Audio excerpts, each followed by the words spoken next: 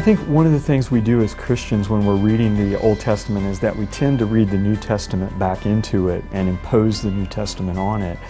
I think a better way to approach the Old Testament is, at the first level, is to understand the Old Testament in its historical context and what God was saying and doing with the people at that particular time. And then the second thing that we do, after we've understood that and have a good grasp of that context, is how do we understand this now in the fullness of the revelation that God's given to us in the New.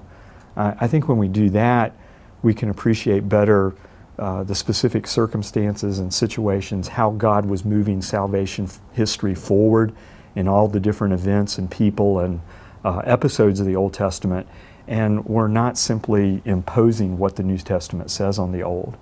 I think another issue we have to be careful of is that the Old Testament was not given to us so that we could find Jesus in every verse. And often Christians, when they read the New Testament or Old Testament, they try to find Jesus in every verse or every passage and every story. I think in a general way, all of the Old Testament leads us to Christ, but not all of it is directly about Him. So I think a good question to ask is, in what ways is this passage or this event, this person or this story preparing us for Christ, but it's not necessarily a direct reference about Him?